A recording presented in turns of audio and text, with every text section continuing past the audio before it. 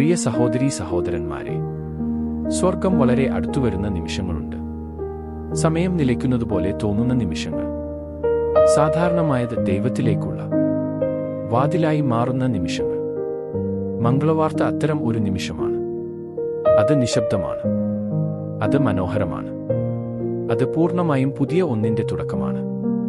ഇടിമുഴക്കമില്ല, കാഹളനാദമില്ല, രാജകീയ ഘോഷയാത്രയില്ല.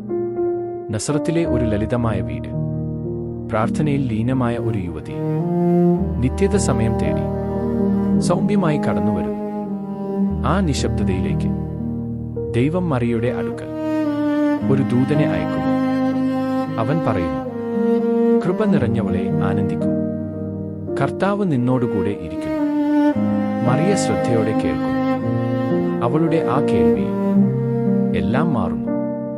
ദൈവം ബലമായി നമ്മളിലേക്ക് വരികയില്ല. അവൻ ഒരു സമ്മതത്തിനായി കാത്തിരിക്കുന്നു. അനന്തൻ, പരിമിതനായ മനുഷ്യനോട് നമ്മുടെ ഇടയിൽ വസിക്കാൻ അനുമതി ചോദിക്കുന്നു. വിശുദ്ധ അരേനിയോസ് നമ്മെ ഓർമ്മിപ്പിക്കുന്നു. ഹവ്വായുടെ അനുസരണക്കേടിലൂടെ ഉണ്ടായ കുരുക്ക് മറിയയുടെ അനുസരണത്തിലൂടെ അഴിക്കപ്പെട്ടു. ഏദനിൽ തകർന്നത് നസറത്തിൽ സുഖപ്പെടാൻ തുടങ്ങുന്നു.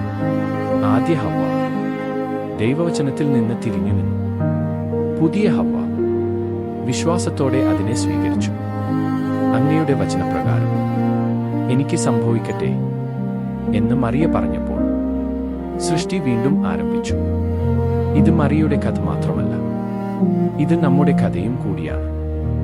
ദൈവം ഇന്നും നമ്മിലേക്ക് വരുന്നു. തിരുവെഴുത്തിലൂടെ, പ്രാർത്ഥനയിലൂടെ, മനസ്സാക്ഷിയുടെ ശാന്തമായ ശബ്ദത്തിലൂടെ.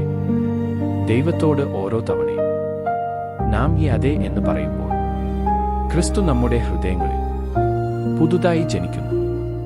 ആഗമനകാലം അതെ എന്ന് പറയാൻ നമ്മെ പഠിപ്പിക്കുന്ന കാലമാണ്. വ്യക്തതയ്ക്കു മുമ്പ് വിശ്വാസം. വിശ്വാസം എല്ലാ ഉത്തരങ്ങൾക്കും വേണ്ടി കാത്തിരിക്കുന്നില്ല. തിടുക്കത്തിനു മുമ്പ് നിശബ്ദത. നിശ്ചലതയിലാണ് വചനം വളരാൻ ഇടം കണ്ടെത്തുന്നത്. സ്വാർത്ഥതയ്ക്കു മുമ്പ് സേവനം. ദൈവവുമായുള്ള യഥാർത്ഥമായ കണ്ടുമുട്ടൽ എപ്പോഴും നമ്മെ മറ്റുള്ളവരെ സ്നേഹിക്കാൻ നയിക്കുന്നു. കുറച്ച് നിമിഷങ്ങൾക്കുള്ളിൽ മറിയെ മറച്ചു നിന്നു. അതേ പരിശുദ്ധാത്മാവ് ഈ യാഗപീഠത്തെയും മറച്ചു നിൽക്കും. അപ്പവും വീഞ്ഞും ക്രിസ്തുവിന്റെ ശരീരവും രക്തവുമായി മാറും.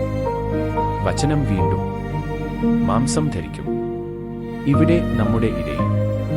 പ്രിയ സഹോദരീ സഹോദരന്മാരെ, ദൂതന്റെ സന്ദേശം ഇന്നും മുഴങ്ങുന്നു.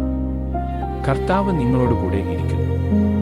മറിയെപ്പോലെ നമ്മുടെ ഹൃദയങ്ങൾ തുറക്കുകയാണെങ്കിൽ നമ്മുടെ ജീവിതത്തിലെ ഏറ്റവും സാധാരണമായ സ്ഥലങ്ങൾ പോലും ദൈവം വസിക്കുന്ന സ്ഥലങ്ങളായി മാറും. പുതിയ ഹവ്വയായ മറിയം നമ്മെ വിശ്വാസത്തോടെയും താഴ്മയോടെയും സ്നേഹത്തോടെയും അതെ എന്ന് പറയാൻ പഠിപ്പിക്കട്ടെ. പിതാവിൻ്റെയും പുത്രൻ്റെയും പരിശുദ്ധാത്മാവിൻ്റെയും നാമത്തിൽ. ആമേൻ.